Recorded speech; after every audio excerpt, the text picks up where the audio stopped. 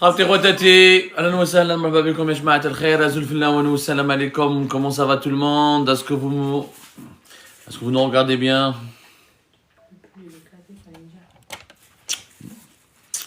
Ça va, dans le moment où vous me voyez bien comme ça. Dans le moment où je vous fais مليح.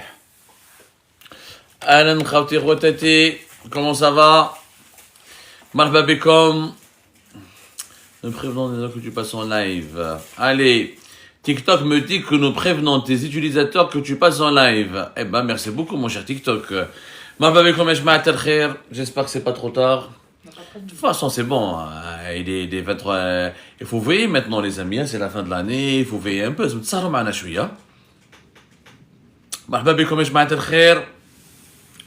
Allez, bonsoir tout le monde. Est-ce que. À la Kouna. J'espère que ça se passe bien pour vous, j'espère que vous avez passé une bonne journée, j'espère que vous êtes en forme et que vous êtes prêts pour une nouvelle soirée de décryptage et de débat sur les dessous de l'actualité algérienne. Azoul Fellaouen, Azoul Fellak, partagez, tapotez, partagez s'il vous plaît. Allez, partagez. Il me demande de... C'est quoi ça? TikTok me demande de live, de cliquer sur des choses. Bien joué, tes récompenses, je sais pas. Qu'est-ce qu'il me propose comme récompense? Bon, allez, on verra ça après. Je ne maîtrise pas totalement à 100% TikTok, mesdames et messieurs. Yanis, tu n'as plus d'argent. Directement, pour les impôts, pour... On est obligé, ne vous inquiétez pas, vous n'êtes pas obligé de nous donner des cadeaux. On ne vous demande pas des cadeaux, on demande votre interactivité, des questions, des réponses, un débat. En tout cas, j'ai l'impression que j'ai plus d'argent que l'État algérien. Je ne sais pas si vous avez vu ce qu'il a fait l'État algérien hier, concernant le droit de change. Si vous voulez, on va débattre de cette question. Ce qui s'est passé hier, c'est très grave. C'est très très grave. Les autorités algériennes ont exclu les pauvres Algériens, les chômeurs algériens, les retraités algériens et plusieurs personnes qui n'ont pas des capacités financières suffisantes pour avoir les 750 € d'allocation touristique. Donc, cher Yanis, je pense que tu devrais t'inquiéter davantage pour l'État algérien. Mehdi, tu t'habitues au TikTok, j'apprends mon cher Mehdi, j'essaie d'apprendre. Tu connais rien, arrête de dire des bêtises. Bah écoute... مرحبا بكم يا جماعة الخير, مرحبا بكم, أهلا وسهلا, allez, que tout le monde puisse, que tout le monde monte, que tout le monde essaie de nous rejoindre. J'espère que vous n'êtes pas fatigués ce soir. Azoul Fellak, Azoul Fellaouen. J'espère que vous vous portez bien.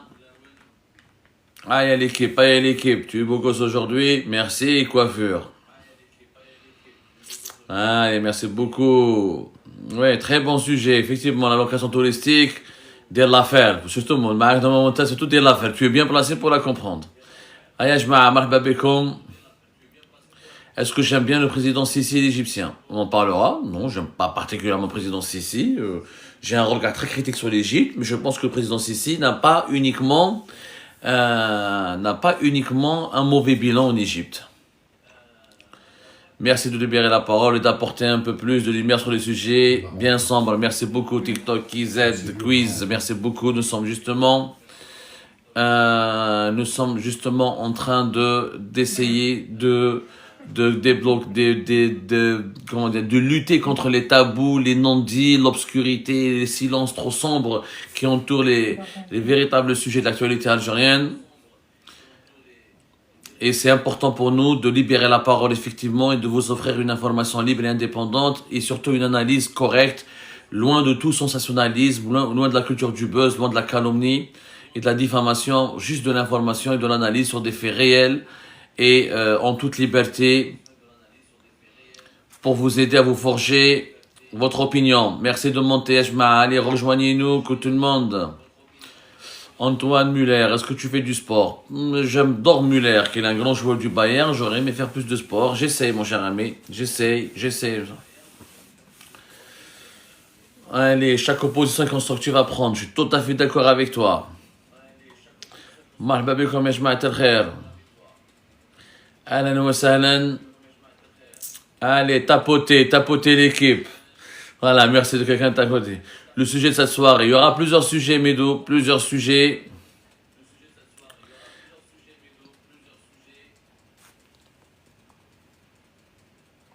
Carnet de voyage, Abdou Samar a clamé haut et fort quand il était déjà en Algérie. C'est pour ça, effectivement, t'as que ça, carnet de voyage. Voilà, moi, j'ai pas attendu l'exil ou les opposants de la 25e heure. Nous, ça fait plus de 15 ans qu'on fait du journalisme dans des conditions très compliquées en Algérie. J'ai fait de la prison en Algérie. Les gens oublient que j'ai commencé à partir de zéro en Algérie. Moi, je suis pas né ici, je n'ai aucun lien avec la France. On m'a toujours contraint. On m'a contraint d'être là, je suis contraint d'être là. On m'a chassé de mon pays. Moi, j'aurais aimé pouvoir faire ce live depuis l'Algérie, depuis Alger, Oran, Skikda ou Annaba ou je sais pas moi, Tlemcen, etc. Je n'ai pas fait le choix d'être là. J'ai subi le choix d'être là. Mais merci Carnet de voyage de nous rappeler notre parcours quand même. Ce qui fait notre légitimité, c'est que nous avons exercé en Algérie, nous avons été façonnés en Algérie, nous avons créé notre média en Algérie, nous avons fait nos sources en Algérie, nous avons démontré nos compétences et notre parcours, et nous avons un parcours en Algérie, et nous avons obtenu des victoires en Algérie, nous avons accompli des réalisations en Algérie. Là, cet exil n'est qu'une contrainte que nous essayons de gérer et qui nous empêche pas d'ailleurs de faire du journalisme.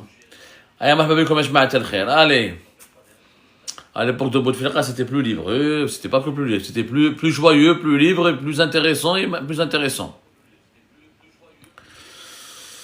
On va attendre un peu que tout le monde puisse monter. Après, on va attaquer les questions de Abbassi Madani. Marhaba bikom. Ahlan wa sahlan ya l'équipe. Vous êtes un peu fatigué ce soir, hein? Ça se voit que vous êtes un peu fatigué. C'est quoi les meilleurs jours pour vous pour les lives? Allez, dites-nous, faites-nous des propositions. C'est quoi les meilleurs jours et c'est quoi les meilleurs horaires?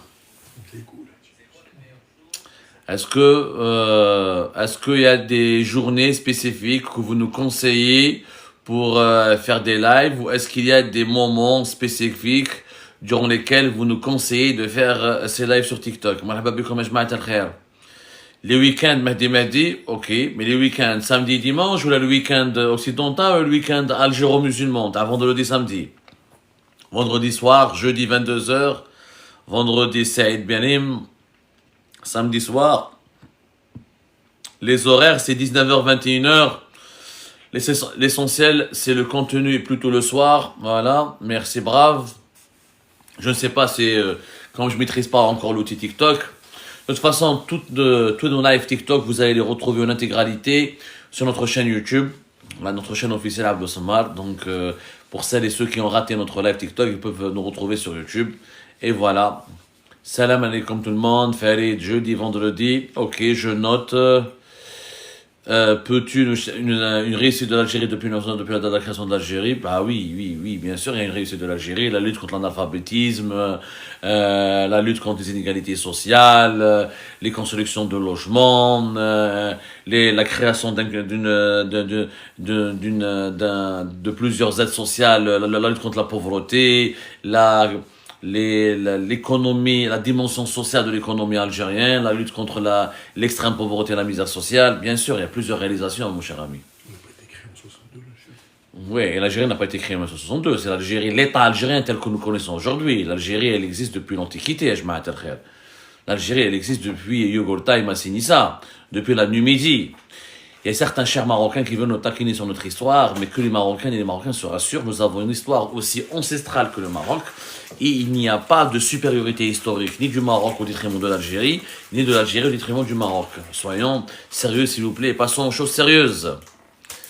Ahlan wa sahlan ya jama'at al-khair, marhaba bikum.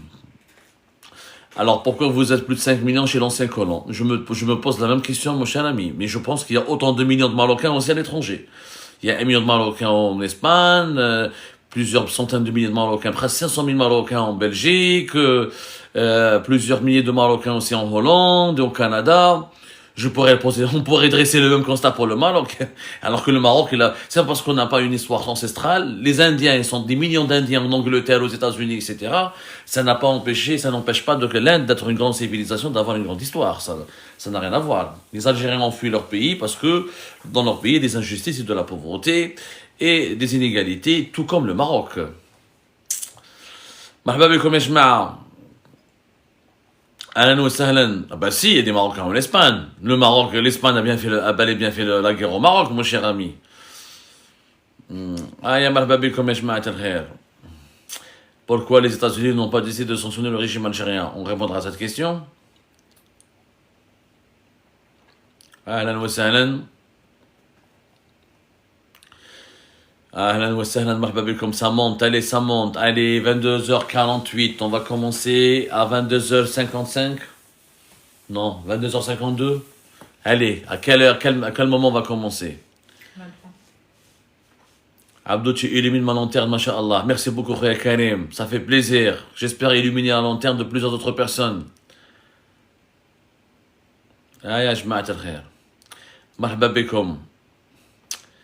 Allez, on commence. Allez, par quelle question on commence? Allez. On commence à 23h. On continue à faire des salam alek un peu, on discute un peu. Allez. Allez, tu vas faire monter de la contradiction, mais bien sûr, vous pouvez me contredire, Miss M-I-C-E, bien sûr, je suis là pour vous. Regardez, j'essaie de contredire des contradicteurs marocains, j'essaie de débattre avec eux. Y a pas de problème. Pourquoi avez-vous arrêté de critiquer la corruption des entreprises de BTP turques? Pas du tout, mon cher Fada. Moi, j'ai jamais arrêté de critiquer les BTP des corruptions. Je critique sur une base factuelle. Je fais des enquêtes. Quand j'ai des informations fondées, qu'on fait mes recoupés, je vais critiquer.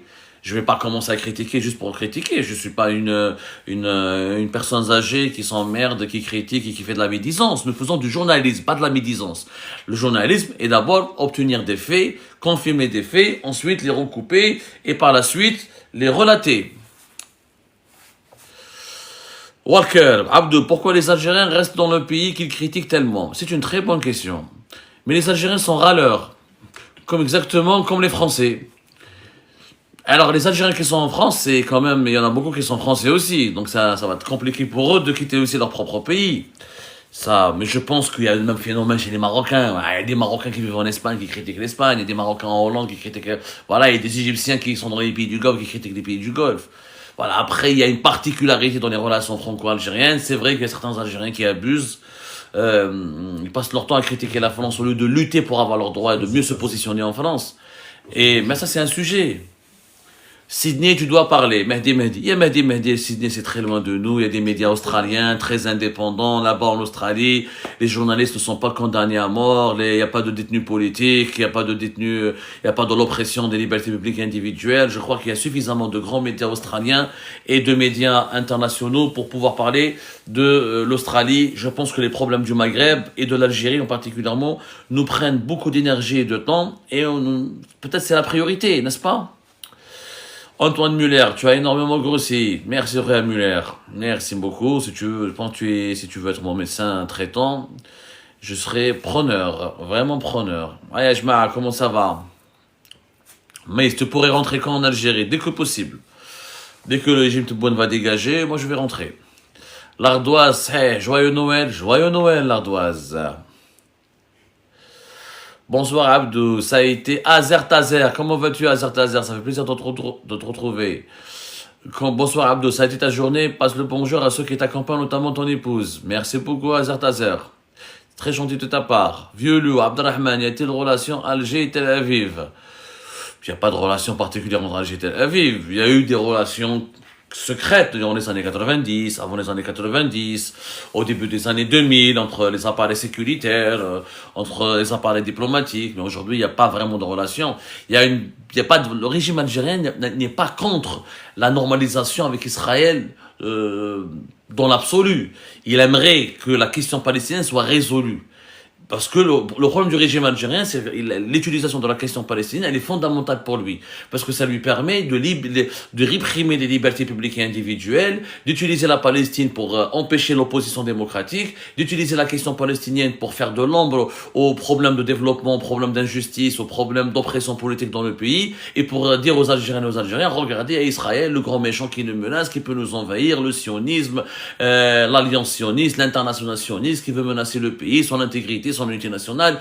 Le régime algérien, ça ne l'arrange pas de se réconcilier avec Israël. Comme ça ne l'arrange pas en ce moment de se réconcilier avec le Maroc ou avec les Émirats, parce qu'il a besoin d'ennemis extérieurs.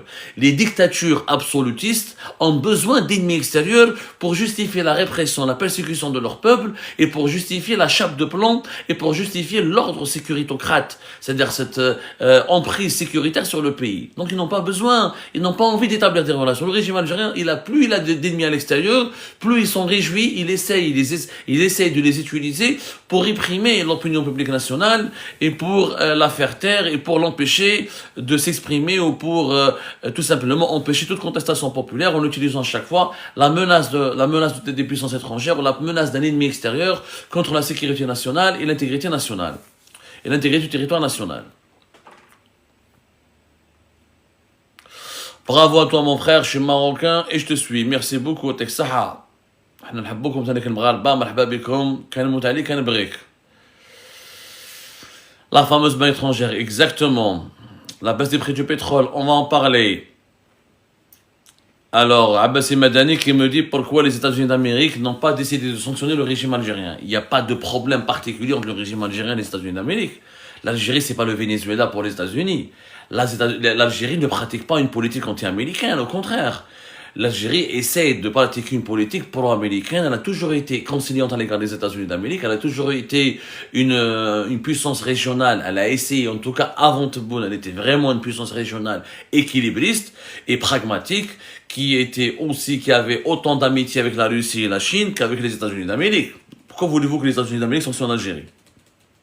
En quoi l'Algérie menace les intérêts américains? Au contraire, dans les hydrocarbures, il y a des compagnies américaines, il y a une coopération sécuritaire à travers les services de renseignement, aujourd'hui il y a un dialogue, une coopération militaire, il y a une coopération politique, pas du tout. Les États-Unis n'ont pas du tout une mauvaise perception de l'Algérie, au contraire, ils perçoivent l'Algérie comme l'un des piliers de la stabilité de la région, et le développement de l'Algérie, ou la stabilité de l'Algérie, la sécurité de l'Algérie, arrange totalement les intérêts des Américains. Parce qu'ils savent très bien que l'Algérie ne sera jamais à 100% pro-russe, elle ne pourra jamais être 100% pro- et chinoise, parce que c'est un pays névralgique et important, et dans la doctrine traditionnelle, et d'être équilibriste dans ses relations internationales. Tebboune a essayé de faire le virage russe et le virage chinois, il a échoué parce qu'il s'est fait rejeter par les Russes et les Chinois, et il est revenu comme un toutou pour essayer de draguer les Américains. Donc il n'y aura pas de problème là-dessus.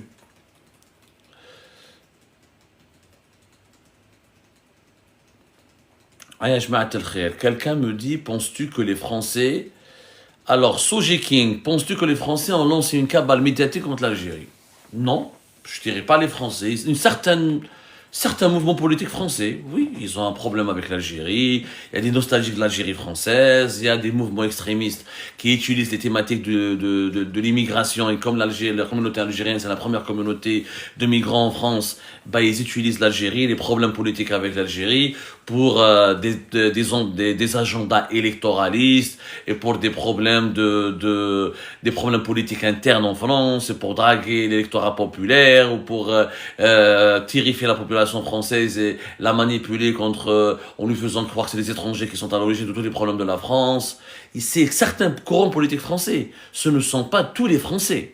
Faut arrêter. Il y a des partis politiques français qui sont très amis de l'Algérie, il y a des intellectuels français, il y a une presse française, il n'y a pas que des médias anti-algériens. Et puis je rappelle qu'à l'époque du régime de Bouteflika, on avait des relations beaucoup plus harmonieuses et que le courant anti-algérien en France était beaucoup plus faible. Tebboune, comme avec le MAC, les bêtises, sa brutalité, son agressivité, sa gestion,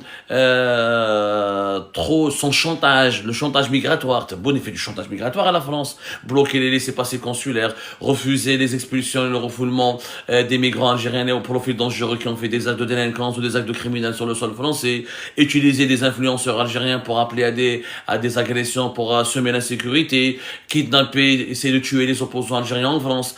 Le régime Tebboune, il a fait quand même pas mal d'incartades qui ont alimenté un sentiment algérien, qui ont des dérapages et des dérives qui ont été vécus comme étant une agression contre l'ordre établi et la sécurité de la France, ce qui a permis au courant anti-algérien de surfer sur les tensions politiques entre l'Algérie et la France et donc de prospérer, de se renforcer, de monter en puissance. Rappelez-vous Bruno Retailleau, avant la crise en Algérie, qui entendait parler de Bruno Retailleau avant la crise entre l'Algérie et la France?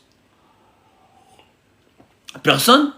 Personne n'entendait parler de Bruno Retailleau. C'était un personnage politique totalement méconnu. C'est la crise avec l'Algérie qui l'a fait connaître, qui l'a révélé, qui lui a permis de devenir le président des Républicains, qui lui a permis de rester ministre de l'Intérieur pendant assez longtemps, et qui lui a permis d'être classé aujourd'hui parmi les 4 ou 5 personnalités politiques les plus connues de France. C'est grâce à l'Algérie. On dirait peut-être à cause de Tebboune. Grâce à l'Algérie, à cause de Tebboune. Tebboune l'a diabolisé, il a parlé de lui, il a fixé comme condition sine qua non d'une normalisation des relations avec la France le départ de Bruno Retailleau. C'est exactement ce qu'on a fait avec le MAC. C'est-à-dire prendre un ennemi, se faire fabriquer un ennemi, lui donner une dimension beaucoup plus importante que ce qu'il mérite, s'en prendre à lui et développer à son égard une approche très brutale, très agressive, très belliqueuse. Et à la fin, cet ennemi, il grandit, il prend de l'importance parce que le conflit que l'Algérie entretient à son égard, il devient sa matière première, il devient sa matière nourricière quelque part.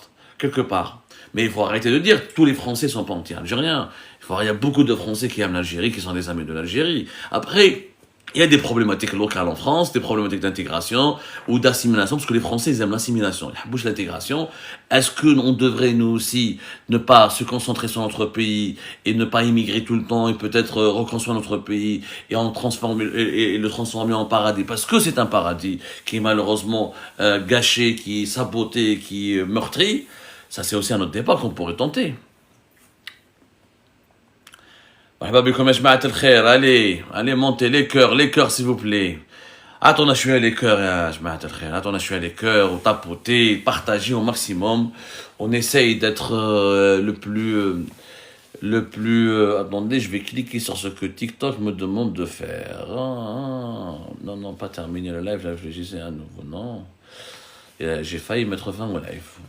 Il y a Samy qui demande qui a tué Jamel. Jamel Ben Smaïl. Est-ce que vous avez vu notre émission tout à l'heure? S'il vous plaît, regardez notre émission de tout à l'heure. S'il vous plaît. Elle a été diffusée il y a de cela 3 heures. Je vous la montre encore une fois. Elle est vraiment importante. La voilà. Nous avons lancé une nouvelle enquête sur le meurtre abject de Jamel Ben Smaïl. Nous préparons plusieurs épisodes avec les témoignages inédits des condamnés à mort dans l'affaire de Jamel Ben Smaïl qui sont à l'étranger. Il y a 3 condamnés à mort qui ne font pas partie du MAC, qui étaient tous des habitants de la Kabylie, notamment de la wilaya de Tizi Ouzou, des environs de l'Arba'na Thirathn. L'émission que nous avons réalisée tout à l'heure sur un autre plateau. Exclusives, les confessions inédites des condamnés à mort dans l'affaire de Jamel Ben Smaïl. Il faut absolument la voir. Vous avez l'histoire extraordinaire de 2 jeunes Kabyles qui n'ont même pas été sur le lieu du drame. L'un était à Oran, en train de préparer sa harga pour partir, pour rejoindre l'Europe et pour fuir l'Algérie. Le deuxième, il était avec ses parents parce qu'il était atteint apparemment de coronavirus Covid-19, où après il participait au moment du drame à des tentatives d'extinction de feu qui ravageaient des villages de la région de la Bana Thirathn. Et malgré cela, de toute façon, on va repartager quelques extraits de cette émission sur notre chaîne TikTok. Et malgré cela, ils ont été inculpés de 25 crimes, dont atteinte à la sécurité nationale, meurtre avec préméditation, déclenchement des feux de forêt, des crimes qui n'ont rien à voir, des crimes hallucinants, alors qu'ils étaient même pas présents. Ils n'ont aucun lien, ni de près, ni de loin. Oui, sur YouTube, Ajma. Oui, sur YouTube. L'émission, a été diffusée sur YouTube. Vous pouvez la voir. Ils n'ont aucun lien, ni de près, ni de loin, avec la scène du crime, avec le déroulement du crime. Franchement, regardez, vraiment, c'était avec Atman, justement. Si nous attendons la suite, comme promis. Ferry 06, il a bien vu cette émission. Est-ce que Ferry, tu peux nous partager sur le live tes commentaires et tes impressions sur cette émission importante, parce que nous avons recueilli les témoignages exclusifs c'était un plateau exceptionnel, un plateau de condamnés à mort. Un condamné à mort et 2 invités condamnés à mort. La Corée du Nord, il n'y a pas un tel plateau. En Corée du Nord, ils n'ont pas fait une émission avec 3 condamnés à mort en même temps. On a battu le record. Ils n'ont même pas été sur place. Ils n'étaient même pas présents sur la scène du crime. Il y a aucun lien entre eux et les auteurs du crime. Et on les a inculpés parce que ils étaient soupçonnés d'avoir de la sympathie pour le MAC. Et tu peux être sympathisant du MAC, ça ne fait pas de toi le criminel ou le tueur qui a tué Jamel Ben Smaïl. Ça n'a aucun sens. Delissi Yassine, par l'un de ses témoins, était à Oran. Il était à Oran pendant plusieurs semaines. Il cherchait à fuir le pays en trouvant une place dans une barque de Haraga. Le deuxième, c'est encore plus incroyable, Massinissa, qui est un artiste, qui est un metteur en scène, qui a participé au Festival d'Avignon, etc. Il n'a jamais été inculpé. Il a été auditionné par les juges, par les services de sécurité, ils l'ont toujours maintenu en liberté. Dans le dossier judiciaire, ils l'ont inscrit comme étant un détenu, comme s'il était en prison, alors qu'il n'a jamais été emprisonné. Il a quitté le pays via un aéroport, le plus normal du monde. 2 mois après, il apprend qu'il a été condamné à mort. Abbas Madani parle des sanctions que Rubio avait menacées avant Trump pour qu'ils n'ont pas changé d'avis. Pour une raison simple, c'est que Abdelmajid Tebboune s'est éloigné de la Russie. À l'époque, Marco Rubio, qui est l'actuel ministre, l'équivalent de ministre, chef de la diplomatie américaine, chef du département d'État, il avait signé une pétition. Je dis bien une pétition contre les autorités algériennes, appelant les États-Unis d'Amérique à l'époque de Joe Biden. Aujourd'hui, Marco Rubio est secrétaire d'État des États-Unis d'Amérique. Il a réclamé des sanctions contre les autorités algériennes et le régime Tebboune, parce que le régime Tebboune achetait beaucoup d'armes à la Russie, il était très proche de la Russie, et il était en train selon Marco Rubio, il était en train de financer l'effort de guerre russe. Donc, il avait réclamé des sanctions. Mais la situation a changé, puisque, excusez-moi, qu'est-ce qui s'est passé? Je vous rappelle que Abdelmajid Tebboune s'est éloigné de la Russie. Depuis 2024, les relations sont très froides, très tendues avec la Russie. L'Algérie de Tebboune a pris ses distances vis-à-vis de Vladimir Poutine. Il n'y a plus de visites d'État importantes, il n'y a plus d'échanges importants. L'Algérie n'a pas été acceptée par la Russie et la Chine au sein des pays des BRICS. Abdelmajid Tebboune n'a même pas participé aux commémorations des 80 ans de la fête de la victoire durant cette année 2025 à Moscou. Et ben voilà, et c'est tout. Il n'y a pas eu l'Algérie, elle a pris ses distances vis-à-vis de la Russie. Donc Marco Rubio, il a complètement revu ses positions très critiques à l'égard du régime algérien. Allez, on continue. Baisse de prix de pétrole. 63 $. Le pétrole n'est même pas 63 $, il est à 59 aujourd'hui, mes amis, à moins de 60 $. Ou dernière comme une émission aujourd'hui, il faut la voir, il faut nous suivre. Il faut suivre nos émissions sur YouTube, elles sont importantes. Nous avons réalisé notre émission, la voilà, avec des graphiques, le dernier rapport de la Banque mondiale, avec l'émission intitulée « La richesse grâce au pétrole et le gaz, c'est officiellement fini ». C'est officiellement fini depuis 2025. Il faut revoir cette émission, s'il vous plaît. Elle est vraiment importante, puisque nous avons montré nous vous avons montré des productions de l'Algérie, 150 000 et 500 000. C'est très peu. Donc, on ne gagne pas beaucoup d'argent. C'est pour cette raison, dans ce contexte mondial, les recettes... Cette émission, en utilisant les données officielles confirmées par le gouvernement algérien auprès des experts de la Banque mondiale, nous avons expliqué que le pétrole ne ramène plus assez d'argent. Il faut savoir que le pétrole et le gaz ont ramené même pas l'équivalent de 45 milliards de dollars et quelques en 2024 à l'Algérie. C'est très peu pour un pays de presque 50 millions d'habitants, les 40 millions d'habitants. Cette année, on s'attend à des recettes inférieures à 40 milliards de dollars. Et dès qu'on a 40 milliards de dollars de recettes d'exportation du gaz et du pétrole, on est vraiment des champions. C'est largement insuffisant pour répondre. Nos importations ils ont dépassé les 50 milliards de dollars.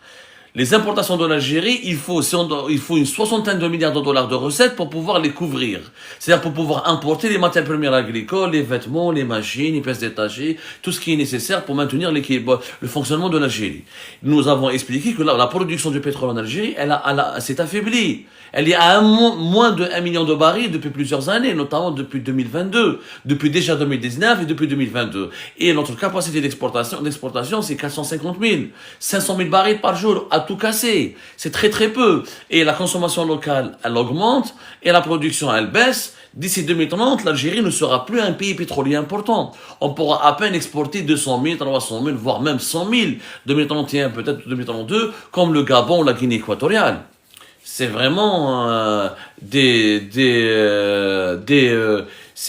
comment dirais-je, c'est très insignifiant. Le pétrole les pétroles comme le gaz ne sont pas des énergies renouvelables, ce sont des énergies épuisables. Et ça, les Algériens et les Algériens n'arrivent pas à les comprendre. Allez, en contenu. Des fois, j'ai des doutes envers toi, Abdo. Bref, Nabil, est-ce que tu peux m'expliquer pourquoi tu as autant de doutes envers moi? Et qu'est-ce que je t'ai fait pour que tu puisses douter de moi? Je te laisse tu as de doutes envers moi. Explique-moi. Laisse-moi répondre, laisse-moi t'éclaircir, laisse-moi répondre à tes doutes. Roxo Belexian, pourquoi l'Algérie s'est éloignée de la Russie ces dernières années, malgré des décennies de coopération? À cause de la guerre en Ukraine? Non. Merci beaucoup, Rocco Bloxian. Rocco Bloxian, l'Algérie s'est éloignée de la Russie parce que l'Algérie était déçue des choix diplomatiques et des choix politiques et des choix géostratégiques russes qui sont contraires aux intérêts de l'Algérie. En Libye, la Russie elle soutient le camp de Maréchal Haftar qui est anti-algérien. Au pays du Sahel, l'Algérie appuie le Mali et l'Alliance des États du Sahel qui est clairement anti-algérienne et qui ne veut pas de l'algérance, de rayonnement et de l'intervention de l'Algérie dans la région. La Russie, elle est complaisante à l'égard du Maroc, elle n'éprouve pas la politique anti-marocaine et maroccophobe du régime Tebboune. La Russie, elle est amie avec les Émirats Arabes Unis qui sont désignés par le régime Tebboune comme un ennemi hostile qui menace, qui complote contre la sécurité nationale. Et la Russie n'a pas voulu parrainer ni accepter l'Algérie au sein des pays des BRICS. Voilà.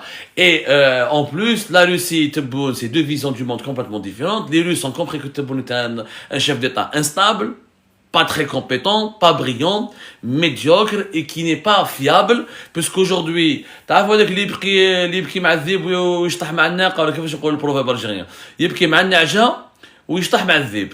هذا هو تبون. Un jour il est pro-russe, le lendemain il est pro-français, après il est pro-américain, après il est pro-chinois, il n'a aucune fiabilité. Il n'a pas de cohérence dans sa politique internationale. Donc il n'est pas digne de confiance. Poutine a compris qu'il n'est pas digne de confiance. Tebboune Maandouj, il n'a pas d'alliés. Il ne peut pas construire des alliances parce que il ne s'investit pas dans ces alliances et il donne un engagement qu'il ne respecte pas. Il n'hésite pas à surfer ou à flirter avec l'ennemi de l'allié avec lequel il a conclu un accord. Voilà, les grosso modo, les principales raisons. Je schématise bien sûr, mais il y a des divergences majeures entre l'Algérie et la Russie, notamment dans le dossier libyen, dans le dossier du Sahel, dans le dossier marocain, dans le dossier des Émirats Arabes Unis, dans le dossier des pays BRICS, dans le dossier de la gestion du gaz, etc., etc.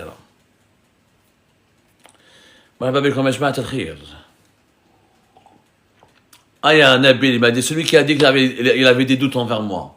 Alors, qu'est-ce que je t'ai fait, mon cher ami? Qu'est-ce que je t'ai fait de mal? Marhaba bekom, max de partage s'il vous plaît, vous êtes fatigué un peu ce soir. Hein? Et dès que vous êtes fatigué, on va pas tarder alors. Hein? Abdou, je t'aime moi. Merci, Khoya Mounir. Allah, c'est un les Marocains habbouna. Allah, j'ai envie de venir voir la Cannes. Je vous assure, j'ai envie de voir la Cannes. Mais les prix sont très chers, les amis, chez vous au Maroc. C'est trop cher, les Airbnb, les voitures, les billets. Ah, les amis, à pratiquer des prix. Le Maroc, des fois, il est plus cher que l'Espagne. Il est souvent, pour ne pas dire régulièrement, plus cher que l'Espagne. Mounir, est-ce que tu peux pas nous trouver un plan intéressant, s'il te plaît? Et est-ce que tu peux pas nous proposer des pistes intéressantes pour venir regarder la Cannes? Fais monter les intervenants avec toi, Abdo. Ya Mauritanus, tu le demandes chaque soir. Asbar, Ya Mauritanus, on maîtrise pas encore l'outil. Khalina, on apprend au moins un mois d'apprentissage. Tu seras le premier. On a inscrit ton nom. On va faire une liste. T'as les personnes les plus crédibles avec lesquelles on va faire des débats en live. Et tu seras le premier Mauritanus, je te le promets. On va sélectionner les gens. Je suis pas là pour faire du buzz ou d'entendre ma les sebou ou moins de 18 ans. Je cherche pas ça. Soyons sérieux, soyons sincères. Moi, je suis là pour élever le niveau parce que le TikTok algérien, des fois, j'arrive même pas à me connecter. Les insanités, la vulgarité, etc. Non, nous on est là pour essayer de vous offrir une autre alternative, des contenus de meilleure qualité, des contenus de la meilleure qualité possible, des contenus honnêtes, des contenus intellectuellement raffinés et élevés, avec des débats sérieux, des sujets sérieux, un échange fructueux. On n'est pas là pour ça. Mauritanus, un peu de patience. Un peu de patience, Mauritanie. Tapotez, tapotez, Ajma. Tapotez, pas tout nation les cœurs. Oh, la monnaie qui nous dit, viens chez moi, Abdo, tu es le bienvenu. Voilà, je te passe la voiture et tout. Voilà, les Marocains, les vrais Marocains. Les Nhabouham. Regarde, ils sont généreux, ils sont sympathiques. Ah, j'aime bien. Qu'est-ce que j'aime ce peuple, qu'est-ce que j'aime ce pays. C'est un pays, frère. Franchement, je me sens chez moi quand j'y vais au Maroc. Je dis la vérité. Merci beaucoup, Monia, pour ta gentillesse. Merci beaucoup, Rabbi Koun Ma'akoum, et toutes mes condoléances encore une fois pour la tragédie de sa vie et les dizaines de morts qui ont été déplorés à cause de ces inondations meurtrières. Je suis de tout cœur avec vous. Allez l'équipe. Que penses-tu de Ali Belhadj? Alors attends, si quelqu'un il me dit qu'est-ce que tu as avec les Tbessiens? Mais t'as mouchka avec les Tbessiens, Mouradino Choukri. Mais aucun problème. J'ai fait une émission sur le clan de Tbessa. C'est vrai, tu fais référence à un... Moi j'adore Tbessa. J'ai beaucoup d'amis à Tbessa. Il y a juste quelques dirigeants en ce moment militaires et politiques en Algérie qui sont originaires de Tbessa et qui, par, comment dirais-je, ils font, par réflexe régionaliste, ils adoptent, ils pratiquent une politique, voilà, le clan de Tbessa ou les dérives dangereuses du régime, du régionalisme. Ah, l'émission.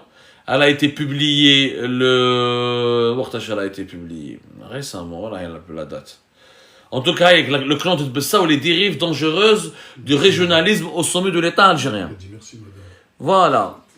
Regardez, là, voilà, j'ai expliqué. Alors, voilà ce que j'ai dit. Un premier ministre originaire de Tbessa, un ministre de l'Industrie originaire de Tbessa, un PDG de Sonatrach originaire de Tbessa, un PDG du Corps Madar originaire de Tbessa. Il y avait plusieurs hauts responsables du pays qui ont été tous originaires de Tbessa à un moment donné. Pourquoi? Parce qu'on a eu un premier ministre et un personnage important dans les services secrets algériens qui étaient originaires de Tbessa et qui ont imposé le régionalisme au sein des institutions de l'État.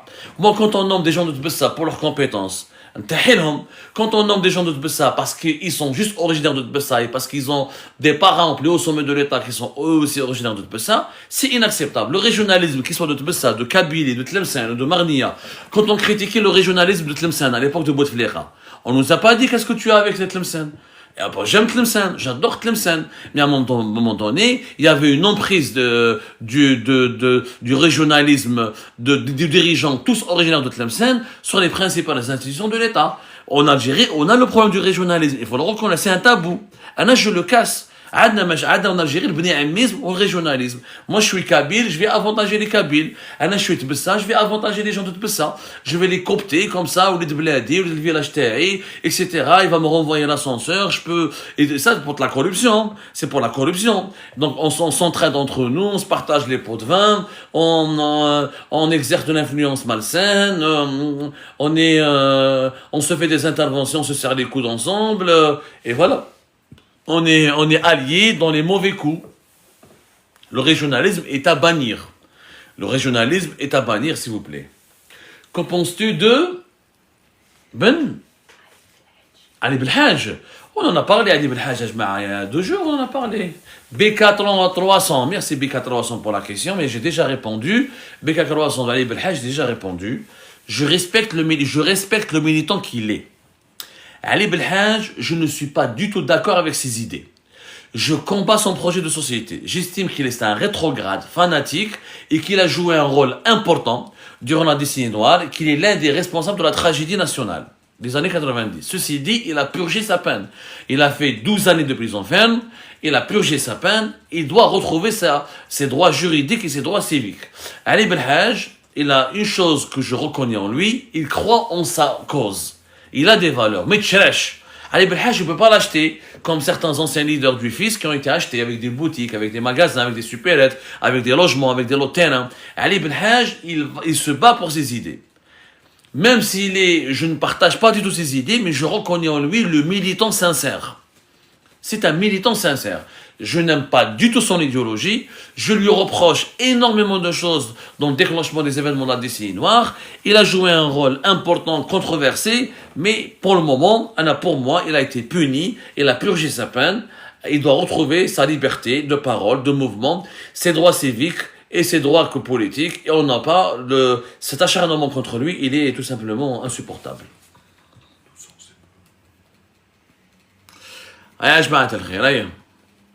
Vous n'êtes pas très nombreux ce soir. Hein? Ah, ما راكوش en forme اليوم. Sam, il demande pourquoi les Chaouis sont silencieux contrairement aux autres. J'entends rien. Sam, Sam, qu'est-ce qu'il demande, Sam? pourquoi les Chaouis sont silencieux contrairement aux autres? Les Chaouis sont pas silencieux, Sam. Je sais pas ce que tu as vu que les Chaouis n'ont jamais été silencieux. Les Chaouis, c'est comme tous les autres Algériens, les Gardaouis, les Bni Mzab, les Tlemceniens, les Tebessiens, les Tebessa, les Tebessiens, comment on appelle ça, les Kabyles, les Algérois, les Oranais, ils s'expriment pas, ils sont pas silencieux, ils s'expriment, ils sont indignés par la situation de leur pays, ils sont inquiets pour la situation, pour l'avenir de leur pays, et le pays, la région des Aurès, elle souffre.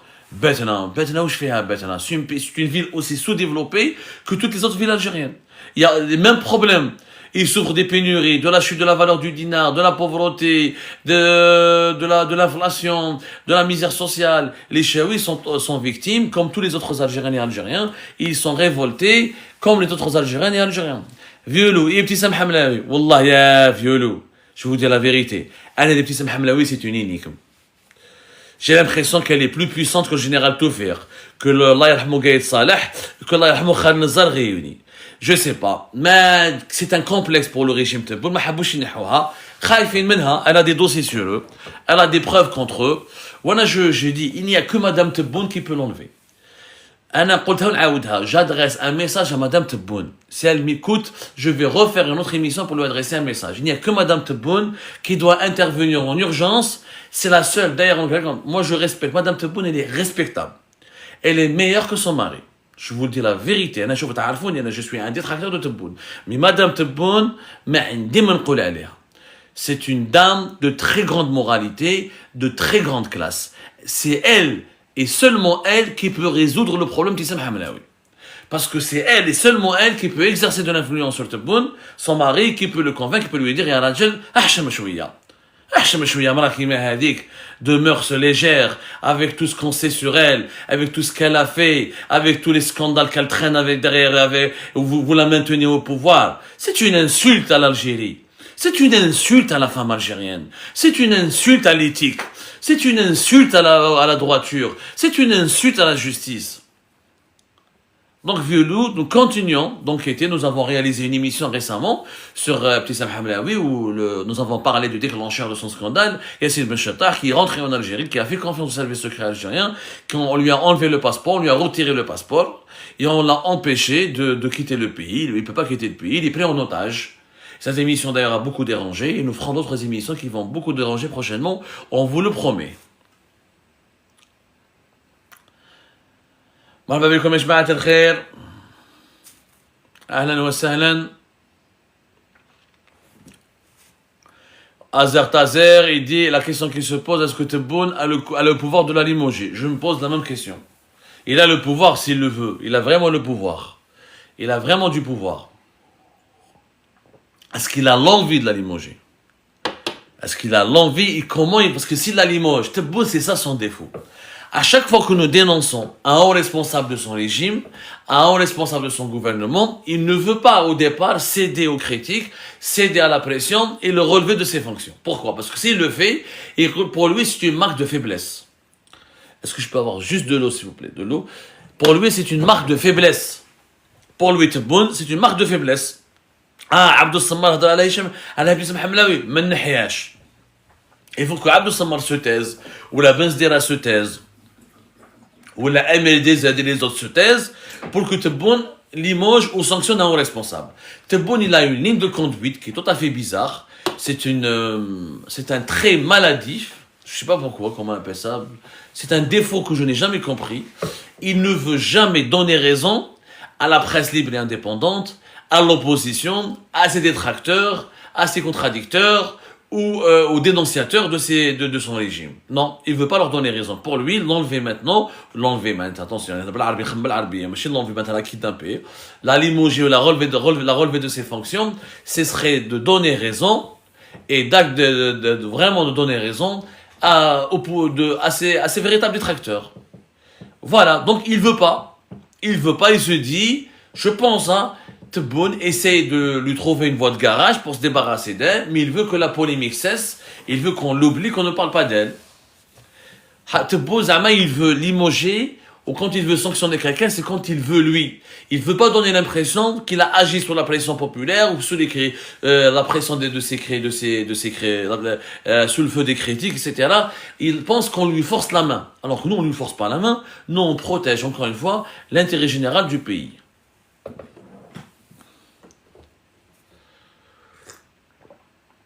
Oui, j'ai vu Master 94-200. Bonjour, avez-vous des nouvelles de Nasser Al-Jinn? Aucune nouvelle de Nasser Al-Jinn, toujours porté disparu. Et je vous ai expliqué la dernière fois, il a fait un deal avec le régime Tebboune. Il disparaît des radars, on lui fout la paix. Il ne parle plus, il ne révèle pas les secrets du régime de Tebboune. Et l'affaire Stein a été étouffée parce qu'on a sacrifié quelques hauts responsables de la Stein. Et on a sauvé les principaux parrains de la mafia des cigarettes, qui sont tous issus des familles de Tebboune, de Shengriha et de certains cercles très puissants du pays.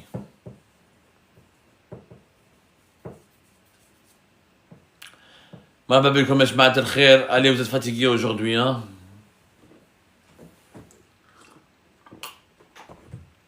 Master, est-ce qu'il est en prison? Il est en Espagne du coup. Personne ne sait où est-ce qu'il est. Je ne peux pas vous donner une information que je n'ai pas confirmée. Master, pour être tout à fait sincère avec toi, je ne peux pas dire qu'est-ce qu'il est en Espagne ou est-ce qu'il est en prison. Il est nulle part pour le moment. Il est nulle part. Il est dans un endroit indéterminé. Merci beaucoup pour la casquette Tazer. Merci beaucoup. Nous n'en avons aucune information de la part de Nasser Al-Jinn. Azer Tazer qui me pose une question très intéressante. Que fait-on du cas de Mohamed Ben Chennet, incarcéré pour une simple story? Wallah yatek saha ya Azer Tazer. Wallah yatek saha. Personne ne parle de ce jeune chanteur. Pour une story très l'habs. Pour une story NS, personne ne s'est mobilisé pour lui. Alors qu'il est fils d'un grand chanteur, il est quand même une star de la comédie en Algérie. C'est un chanteur respectable. Franchement, j'aime bien son travail.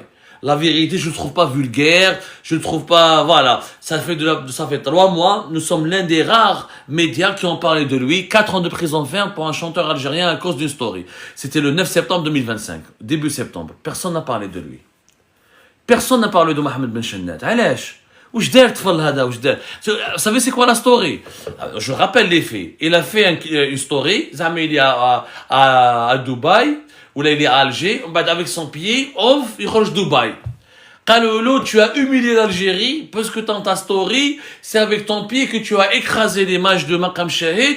Vous êtes sérieux? Mais vous vous rendez compte la gravité de la débilité de cette affaire? C'est une story.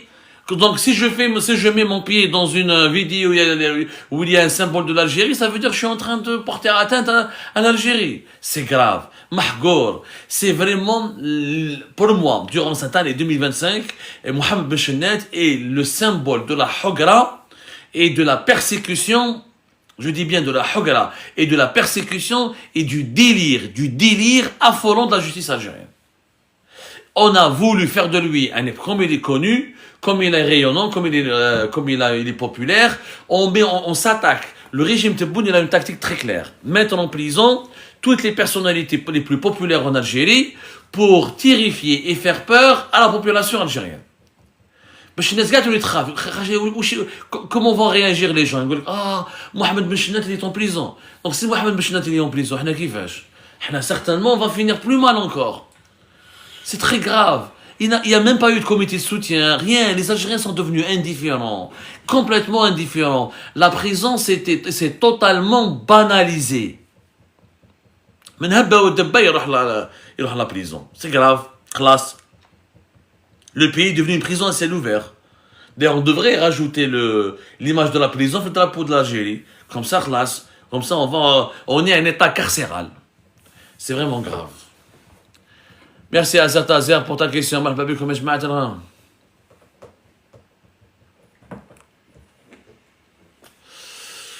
Pourquoi Louisa Hannoun a le droit d'être raciste envers les Arabes? Je sais pas, mais où est-ce que tu as vu Louisa Hannoun? Moi, je ne l'ai pas vu raciste. Je sais pas. Où est-ce que tu as vu? Donne-moi un exemple, une déclaration, un propos. Où est-ce que tu as vu Louisa Hannoun, elle était raciste? Je comprends pas. Donne-moi un exemple concret. Je ne vois pas où Louisa Hannoun a pu être raciste, franchement. Alors, la relation Algérie-Maroc, qu'est-ce que j'en pense? J'en pense beaucoup de bien, mais malheureusement, elle est Elle est catastrophique, cette relation. Il n'y a plus de relation. Nous n'avons pas de relation Algérie-Maroc. Il y a un conflit Algérie-Maroc. Il y a une guerre diplomatique, psychologique, politique, médiatique Algérie-Maroc. Mais franchement, il n'y a plus de relation. Il n'y a absolument aucune relation entre l'Algérie et le Maroc. Et c'est ça le malheur. C'est ça le malheur. C'est qu'il n'y a plus de... Justement, on doit renouer les relations entre les deux pays. Franchement, c'est malheureux. Le conflit algéro-marocain, c'est le conflit le plus absurde de l'histoire. Deux pays qui ont une histoire commune, une géographie commune, une langue commune, une religion commune, des racines culturelles, ethniques, sociologiques communes et des intérêts géopolitiques communs.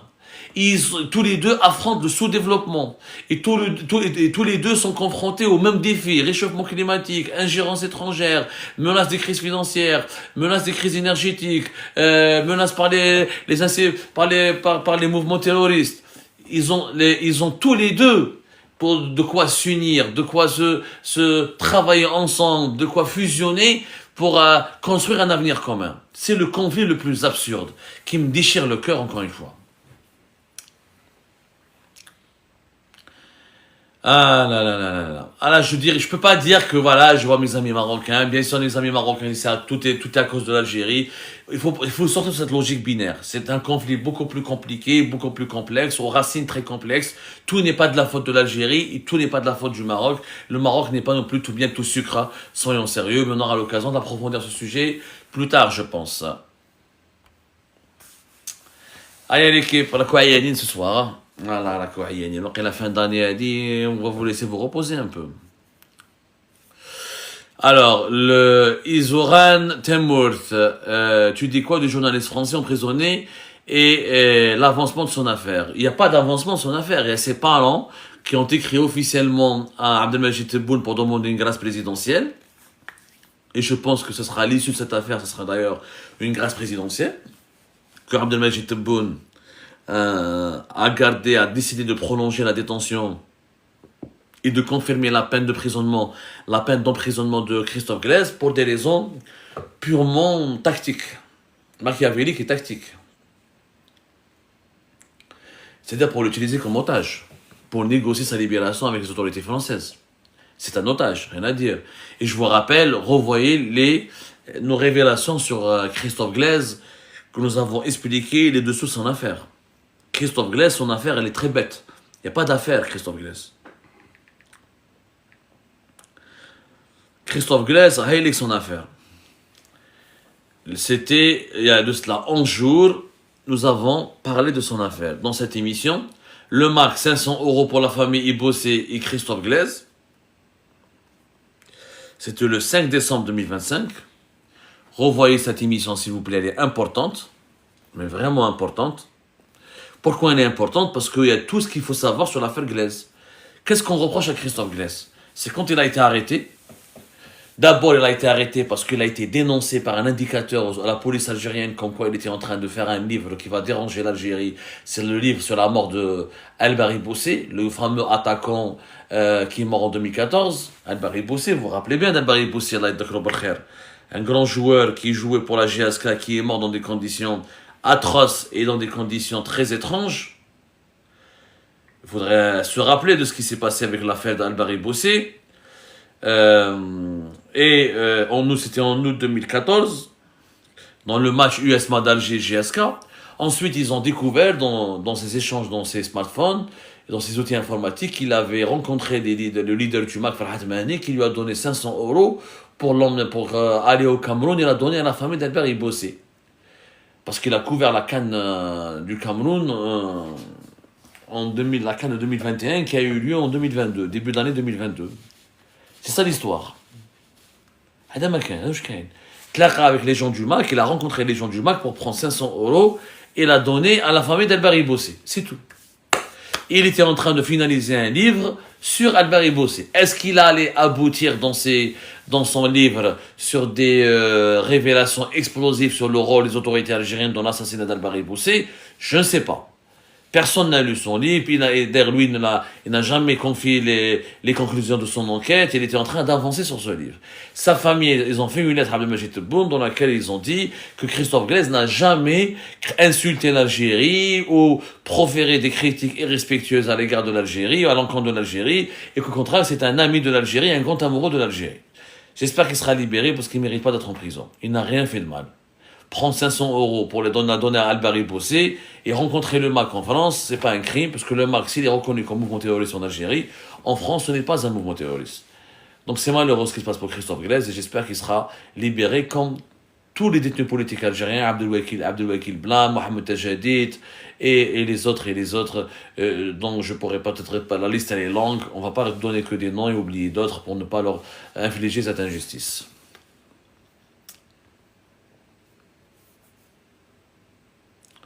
Alors, Yakoto, est-ce que les Émirats ont sauvé le régime marocain en place?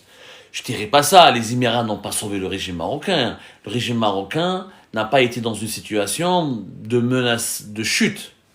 Et le régime marocain, on a vu la dernière fois la génération Z marocaine, elle a vraiment perturbé les autorités marocaines, ça a ébranlé le Maroc, ça s'est calmé juste après. Les Émirats ont sauvé économiquement le Maroc, sont un allié de poids du Maroc et ont permis au Maroc de renforcer son leadership en Afrique, notamment en Afrique de l'Ouest, et ont permis au Maroc de renforcer ses investissements dans le Sahara occidental. Ils ont financé les efforts de guerre diplomatique et les efforts de guerre économique du Maroc contre l'Algérie. Ça, c'est vrai. Les Émiratis ont été d'un secours précieux du Maroc contre l'Algérie. Et la normalisation des relations politiques et diplomatiques entre le Maroc et Israël, c'était aussi, il y a de l'influence des Émirats derrière, et les Émirats Abu Dhabi, Tel Aviv, Rabat, depuis 2021, avec le forum du désert de Negev, c'est un axe géopolitique, géostratégique important. Et il y a un clan entre les Émirats, ils ont formé un clan, les Émirats, Israël et le Maroc, un clan qui pèse dans la région. Ils n'ont pas sauvé le régime marocain, mais ils ont permis au Maroc de progresser, de réaliser ses chantiers, comme la Coupe du Monde 2030, le lobbying important autour de la question du Sahara occidental, le renforcement de la coopération, surtout au niveau de la coopération militaire. Les Émirats ont beaucoup aidé le Maroc à moderniser l'armée marocaine, à prendre des armes, ils ont donné des armes aux Émirats, donc ça a été un soutien très précieux, mais pas un sauveteur. Faut pas exagérer non plus.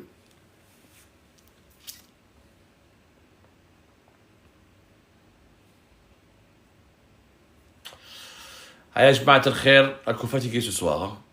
Ah, voilà, coup fatigué ce soir. Allez, نخليكم غدوة نخليكم تريحوا مليح.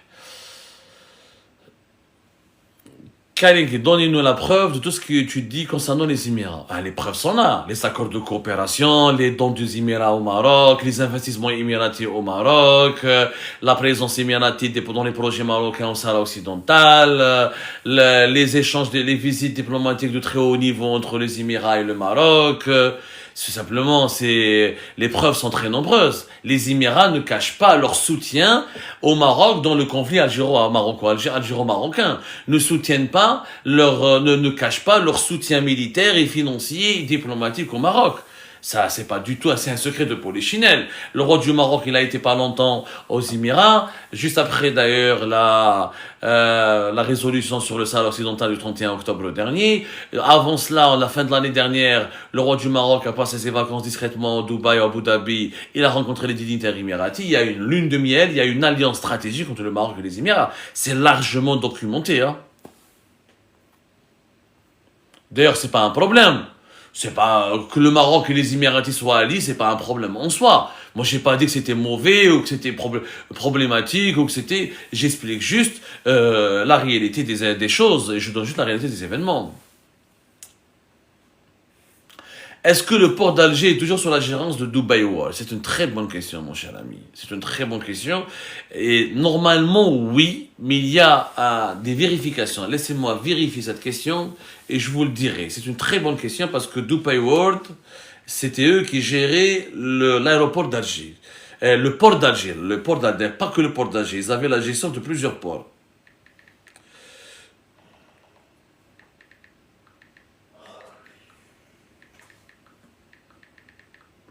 On va lancer une enquête là-dessus. Effectivement, c'est un terminal Yakoto, effectivement. C'est un terminal conteneur. C'est un terminal. La concession a été obtenue en 2008. Elle court jusqu'en 2038, le contrat. Donc, c'est un contrat qui a été signé pour longtemps depuis 2008. Donc, il y a un terminal du port d'Alger. Il y a une joint venture avec l'entreprise portuaire d'Alger. Le terminal s'appelle toujours DP World Al Jazeera. Et malgré les mauvaises relations entre l'Algérie et les Émirats, la gestion d'un seul terminal, un terminal à conteneurs, est toujours maintenu, est toujours entre les mains des Émiratis avec les Algériens. On ne peut pas faire une rupture unilatérale du contrat, sinon les Émiratis vont vont aller en arbitrage international, donc devant une cour d'arbitrage international, et ça, l'Algérie va payer très très cher. Donc voilà, c'est la réponse, mais c'est un bon sujet d'enquête, parce qu'on a beaucoup parlé de la STAIM, concernant les relations algérie-émiratis, mais on n'a pas suffisamment parlé du port d'Alger et des investissements émiratis dans le port d'Alger. C'est un très bon sujet. Merci de nous l'avoir fourni. Mehdi Ghazal, Liberté. Mehdi Ghazal, c'est un phénomène. Moi, j'ai jamais vu un phénomène équivalent. On allait parler de lui aujourd'hui, on n'a pas eu le temps. Il y avait des sujets beaucoup plus importants. Vous avez certainement vu ce qu'il avait. Il a envoyé des vidéos de lui à un média propagandiste lié au régime Tebboune qui s'appelle Zeheltube. Et dans ces vidéos, on le voit en train de se plaindre de ce qui lui arrive à chacun de ses passages dans les aéroports parisiens, notamment au niveau de l'aéroport Orly. Comme il est fiché S, il est retenu. Donc je vois pas où... Ouais, il se filme comme ça, il prend le téléphone, il regarde à la part française.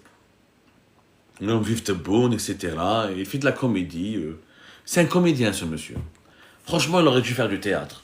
S'il avait fait du cinéma, il aurait été un grand comédien. Il aurait été un grand acteur. Il aurait réussi une belle carrière. Mais la politique ne lui réussit pas.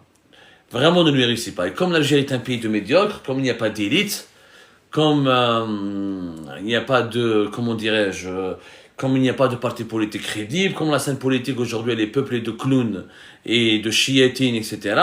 Bon, des gens comme Mehdi Ghazal prospèrent, ils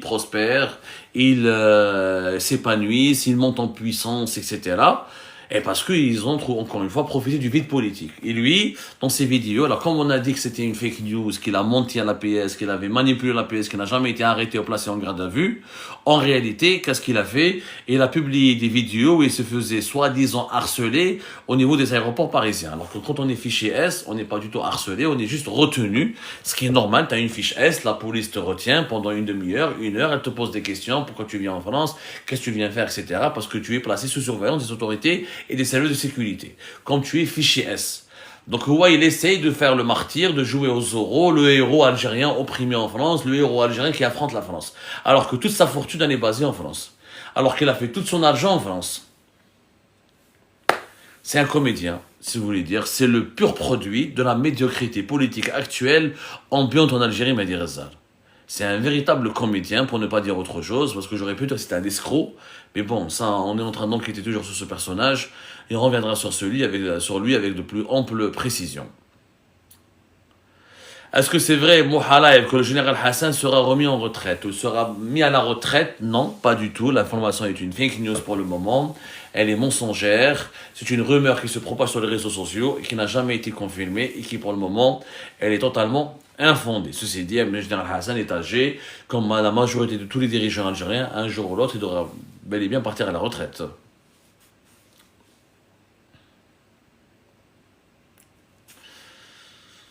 Alors, Azer Tazer qui me dit « Pourquoi tu n'animes pas une conférence à Paris? Pourquoi tu ne te lances pas en politique ?» Ah, Azer Tazer, je suis journaliste. On ne peut pas tout faire. Toi qui aimes les casquettes, j'ai qu'une seule casquette. C'est la casquette du journalisme. Rappelez-vous, à la veille des élections présidentielles anticipées de septembre 2024, nous avons lancé un programme que nous n'avons pas pu maintenir parce qu'il fallait qu'on fasse un plateau de débat, etc. sur les élections présidentielles. C'était moi président. Abdou, moi président. Et je devais jouer le rôle d'un candidat aux élections présidentielles qui propose des solutions et un programme politique aux Algériens et aux Algériens.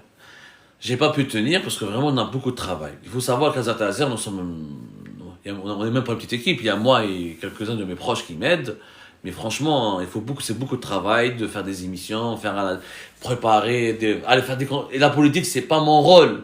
Mon rôle d'être journaliste et d'informer, de décrypter, d'offrir et de proposer une information libre et indépendante et fiable. Par la suite, c'est la situation dans notre pays. Merci pour la casquette, Hazard Tazer.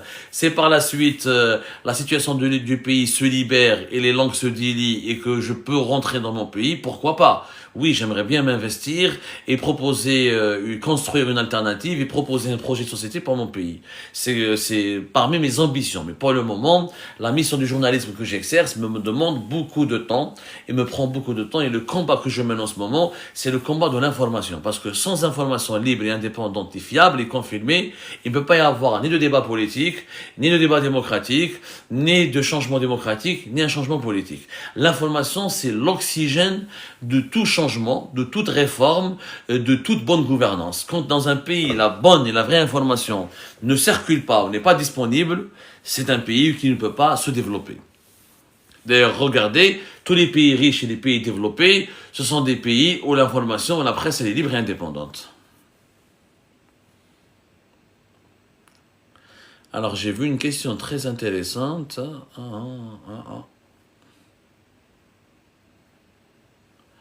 Salam Abdou, qui est le plus responsable de la mauvaise relation Maroc-Algérie, selon toi? L'arrivée d'Abdelmajid Tebboune au pouvoir, l'arrivée de Saïd Chengeli à la tête de l'armée nationale et populaire, et ces deux personnes ont identifié une stratégie qui est de se créer un ennemi extérieur pour étouffer le Hirak, étouffer l'opposition algérienne, étouffer toute contestation populaire en utilisant un ennemi extérieur contre lequel il faut se mobiliser et s'unir afin de justifier la persécution, la répression et l'étouffement des libertés publiques individuelles. 1. Deuxième responsable, la normalisation des relations diplomatiques entre le Maroc et l'Israël et la conclusion d'un accord militaire en novembre 2021 entre le Maroc et Israël. Ça a été vécu comme une menace directe contre l'Algérie et contre sa sécurité nationale et une rupture d'équilibre entre l'Algérie et le Maroc dans la région. Et ça a aggravé, je dis bien, ça a aggravé la détérioration des relations politiques, économiques et diplomatiques entre l'Algérie et le Maroc. Et 3, les mouvements de reconnaissance envers la marocanité du Sahara occidental ou les reconnaissances envers de la souveraineté du Maroc sur le Sahara occidental ont isolé le régime algérien et en s'isolant, le régime algérien est devenu de plus en plus agressif, de plus en plus teigneux et belliqueux et ça a aggravé les relations entre les deux pays. Donc ce sont les 3 principales raisons qui sont pour moi responsables. L'avènement d'un nouveau régime très autoritaire et tourné vers très répressif et qui est inquiet et qui faisait face à une contestation populaire puissante. Il fallait donc utiliser le Maroc, la figure du Maroc comme ennemi extérieur. Et la normalisation des relations avec Israël, elle y est pour beaucoup. Franchement, elle n'a pas du tout aidé. Elle a même aggravé la situation. Et à cela, il faut ajouter quand même aussi, comme je disais, la question du Sahara occidental et la dynamique autour de la reconnaissance de la souveraineté du Maroc sur le Sahara occidental.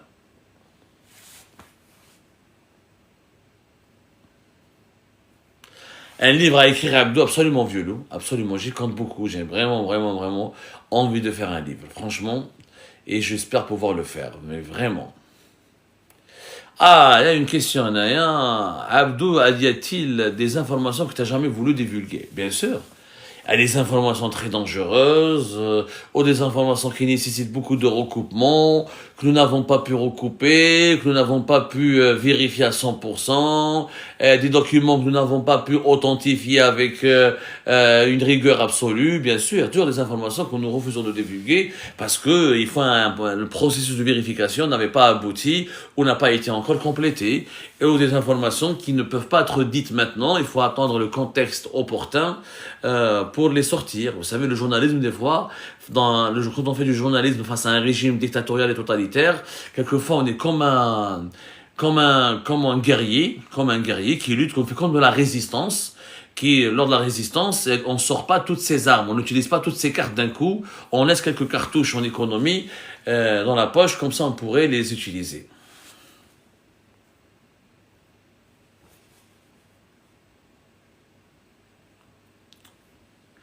Pourquoi la Russie, ça, on en a déjà parlé de ça, ce sujet. Allez, je mets encore quelques questions et on termine ce live à minuit pile. À minuit pile, on va aller se reposer, on vous laissera vous reposer. Axel Amazir n'a pas pu être là avec nous parce que certainement il a travaillé le matin. La prochaine fois, on va commencer un peu plus tôt. Aujourd'hui, vraiment, on n'a pas commencé tôt. On avait fait plusieurs émissions. De toute façon, l'intégralité de ce live et tous les échanges qui ont eu lieu entre moi et vous seront publiés intégralement sur notre chaîne YouTube. Pourquoi la Mecque en arrière-plan? Parce que c'est un joli tableau. Parce que regardez, j'ai le sapin et j'ai la Mecque. La diversité, ça incarne la diversité culturelle pour laquelle je lutte. Et ça incarne la véritable identité de l'Algérie. L'Algérie était chrétienne bien avant qu'elle soit musulmane. Et aujourd'hui, elle est musulmane. Et son identité musulmane ne peut pas écraser son passé chrétien. C'est ce mélange, cette mixité culturelle et spirituelle pour laquelle je me bats et qui est pour moi une force et un atout majeur pour le développement de notre pays. Voilà Shahinez, pourquoi la Mecque derrière et pourquoi le sapin derrière. Et parce que j'aime l'islam autant que la foi chrétienne et que je célèbre toutes les fêtes. Même les fêtes, j'aime les fêtes. Même les bouddhistes, quand ils font des fêtes, je suis là. Le nouvel an chinois, le nouvel an perse, le nouvel an juif, le nouvel an musulman, le nouvel an chrétien. Je fête toutes les fêtes parce que j'aime la fête. Et c'est grâce à la fête ou aux fêtes qu'on peut se rassembler, qu'on peut tout partager et qu'on peut aller vers le meilleur dans la vie. Alors, raisonnable 100%. Cite nos 3 personnes pour présider l'Algérie. Oui, Ali Rderi, il peut présider l'Algérie. Ramtan Lamamara, Bourkadoum. Ce sont pour moi les 3 personnes qui sont capables aujourd'hui de diriger l'Algérie et qui feraient beaucoup mieux, mais vraiment qui feraient beaucoup mieux que Abdelmajid Tebboune. 3 personnes. Il pourrait y avoir d'autres personnes, mais c'est les 3 personnes qui me semblent aujourd'hui les mieux outillées, les mieux formées et qui sont prêtes à vraiment prendre le pouvoir et à assurer une transition.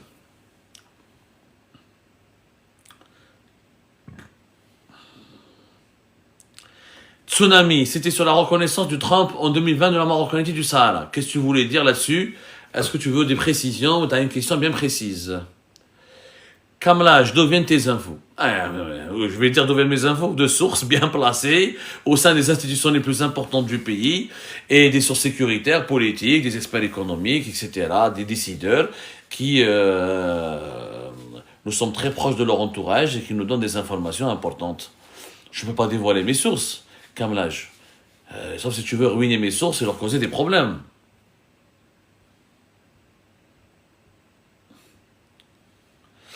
Alors, est-ce que...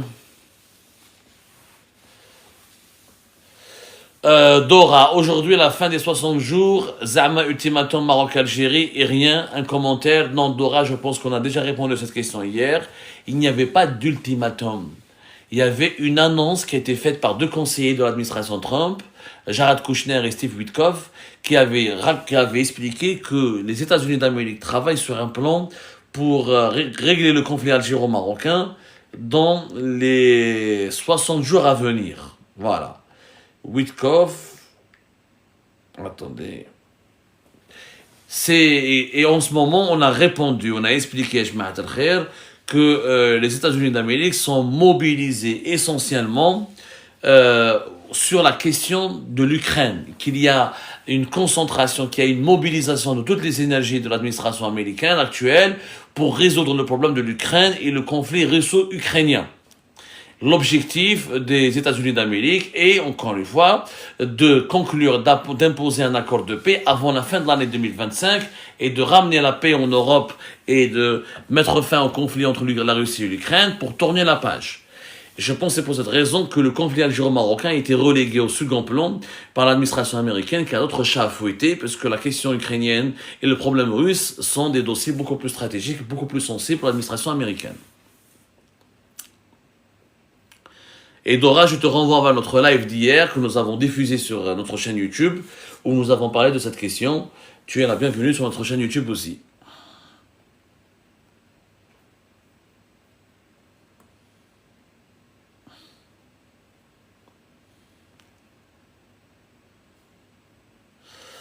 Je m'attendrai encore quelques questions. Dans 8 minutes, on finit le live.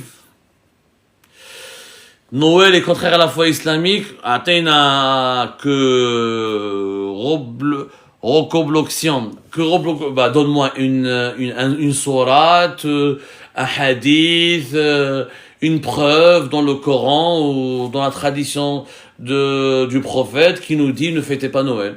C'est tout. Absolument. Dis-moi juste une preuve. Une preuve. Quelque chose qui relève du texte coranique ou de la tradition du hadith, etc., qui nous interdit de célébrer Noël. J'attends. Halim Rachid, que penses-tu du mouvement des athées algériens? Je les aime bien, moi, les athées algériens, je les encourage, et j'espère qu'ils pourront profiter de leur liberté de conscience en toute quiétude le plus longtemps possible. Je les défendrai dès que leur liberté de conscience est menacée ou remise en cause. Mauritanus, non, ne crois-tu pas que ce régime reste totalitaire de peur de l'islamisme? Aussi, oui. Aussi, je suis d'accord avec toi, c'est possible, c'est complètement envisageable, mais l'islamisme aujourd'hui ne représente pas un danger majeur, au contraire. L'islamisme, il a été utilisé aussi par le régime algérien comme un épouvantail. On sait très bien, regardez le Badissien Novembaria, c'est quoi? C'est des islamistes déguisés. C'est des islamistes là, et des islamistes qui ne s'assument pas et qui se disent islamo-nationalistes. Ils sont islamo-conservateurs, mais islamo-nationalistes. Ils se cachent derrière le nationalisme, derrière le conservatisme, pour ne pas dévoiler leur véritable visage. Mais le régime algérien les utilise. Le régime algérien, regardez comment il a utilisé le mouvement Lached comme prétexte pour une répression généralisée, une persécution généralisée des libertés publiques et individuelles. Regardez comment il a diabolisé le mouvement Lached, comment il a utilisé comme ennemi extérieur, connecté à des puissances étrangères pour justifier l'instauration d'un ordre dictatorial. Donc, il n'est pas totalitaire de peur de l'islamisme. Au contraire, il utilise l'islamisme, Mauritanus, il utilise l'islamisme pour rester totalitaire, pour demeurer totalitaire. Ça, c'est très différent. Azer Tazer, c'est la solution venue d'une opposition forte et organisée à l'étranger. Je suis complètement d'accord. Complètement d'accord. La solution pourrait venir d'une opposition forte et organisée à l'étranger. Absolument. Absolument. Mais faut-il encore que l'opposition s'organise? Faut-il encore que l'opposition se structure? Il faut-il qu'elle soit aussi d'accord autour d'une feuille de route? Faut-il qu'elle soit aussi sûre d'elle-même, confiante? Mourad Bijou, pourquoi les autres ministères pour Sayoud, malgré son échec au ministère du Transport? Parce que c'est l'homme de confiance de Tebboune, parce qu'il devait d'ailleurs être au ministère de l'Intérieur avant d'être au ministère des Transports. Le ministère des Transports, c'était juste parce qu'il ne pouvait pas enlever l'ancien ministre de l'Intérieur, qui était l'ancien directeur de campagne de Abdelmajid Tebboune lors des élections présidentielles anticipées de septembre 2024, donc Hachmo. Brahim Rad, c'est lui qui a dirigé la campagne électorale, donc Tebboune ne pouvait pas le relever rapidement de ses fonctions. Et alors que le poste de Saïd Sayoud, dès le départ, il devait être le ministère de l'Intérieur. Pas le ministère des Transports. Et le ministère des Transports, il faut dire la vérité, il est déglingué, déstructuré bien avant Sayoud. Il n'a jamais été en bon état, le ministère des Transports. Et encore une fois, il y a des problématiques. Le ministère des Transports, il est complètement dépendant de la politique économique du pays. S'il n'y a pas de bus modernes, si l'Algérie ne produit pas de bus, et elle n'importe pas les bus, elle ne produit pas les pièces détachées, elle n'importe pas les pièces détachées, comment voulez-vous que le secteur des transports se porte bien, ou se porte mieux? Ma'andou m'a aidé le ministère des Transports. Ma'andou m'a aidé. Il est prisonnier, il est otage d'une politique économique qui le dépasse.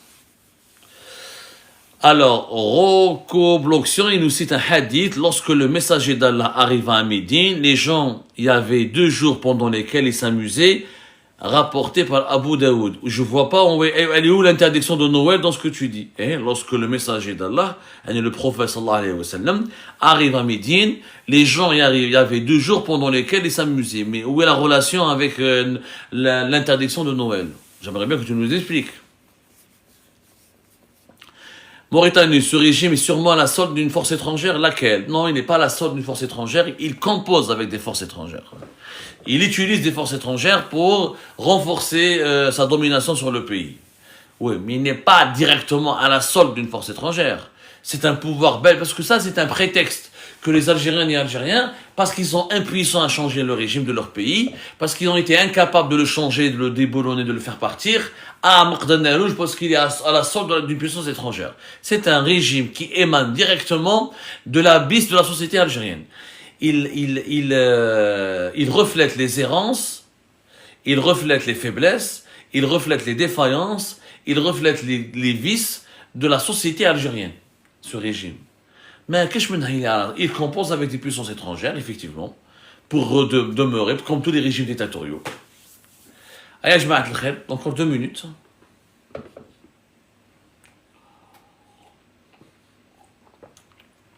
Allez, mesdames et messieurs, 2 minutes encore, 2 minutes, allez.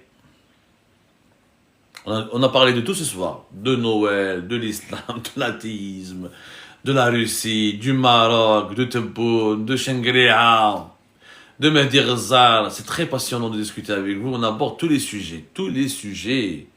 Il y a Koto. Quelle est la relation actuelle avec la Chine et la Russie et qui pourraient être les nouveaux alliés? Nous sommes plus que jamais isolés, Yakoto. Tu le sais très bien. Tu parais bien informé. Les investissements chinois ont boycotté l'Algérie, ils ont boudé l'Algérie. Il n'y a plus d'investissements chinois importants. Tous les projets qui ont été confiés à la Chine tournent au ralenti. Les Chinois ne sont plus les maîtres du BTP algérien. Le projet du phosphate que les Chinois devaient réaliser n'a pas été fait. À Rajbilet, les Chinois essayent de bénéficier de ce méga projet, mais n'apportent pas une nouvelle technologie. Ils n'investissent pas leur argent. Les Chinois ne mettent plus un centime en Algérie. Déjà, avant, ils ne mettaient pas beaucoup d'argent et ils prenaient que des marchés publics. Là, non seulement ils ne prennent pas des marchés publics, quand même, avant, ils ont fait un cadeau à l'Algérie. L'opéra d'Ouled Faïd, c'était un cadeau de la Chine à l'Algérie. Je vais te faire mon mleh. Les Chinois voulaient faire un autre cadeau à Barraqi, construire un grand centre sportif et culturel. Ça n'a pas été fait, mais déjà les Chinois ne prennent plus de marché public, ils ne veulent plus investir en Algérie. Les Russes, relation totalement superficielle qui se résume à la coopération militaire. Les nouveaux alliés pour le régime Tebboune, il n'y a que 2 alliés, le Qatar et la Turquie. Ce sont les seuls alliés de Tebboune. Ce sont les seuls pays avec lesquels ils s'entendent. L'Italie, c'est pas un pays allié, c'est un pays ami. Il y a une différence entre un pays allié et un pays ami. Un pays allié, c'est un pays qui partage les mêmes agendas, les mêmes intérêts politiques, qui s'engage avec toi dans des investissements stratégiques, dans des manœuvres politiques ou diplomatiques pour réaliser des buts communs. Un pays ami, c'est juste ami, une amitié historique, une amitié culturelle, une amitié traditionnelle, une amitié qui date de plusieurs années, de bonnes relations économiques, de bonnes relations de voisinage. C'est complètement différent. L'Italie est une amie, c'est pas un allié. L'Italie ne couvre pas ou ne soutient pas toutes les positions diplomatiques du régime algérien. L'Italie ne cautionne pas toutes les pratiques du régime algérien. L'Italie n'a pas les mêmes agendas politiques que le régime algérien. Donc, mis à part la Turquie, le Qatar, il n'y a aucun autre allié actuellement. Merci à Koto, merci tout le monde. Il est minuit 1 minute. C'était donc un live, ça vous a... Peut-être c'était pas le plus spectaculaire de nos lives, mais c'est pas grave, on a été là au rendez-vous, beaucoup d'entre vous ont été là au rendez-vous. Je les remercie énormément, merci pour vos questions, merci pour ces moments d'échange, merci pour votre générosité, pour votre engagement, merci beaucoup pour votre amitié et pour votre soutien. Merci à Azertazer pour ta question. Est-ce que je vais être le leader de cette opposition que nous serons des milliers à te suivre? Pour le moment, réussissons d'abord le combat journalistique. On verra de quoi sera fait l'avenir. Bien sûr, cet échange et l'intégralité de ce live sera sur YouTube, sur notre chaîne YouTube dès demain matin. N'hésitez pas à le suivre, à le commenter, à le partager. Merci à vous, Rabté Ratati, et bonne nuit.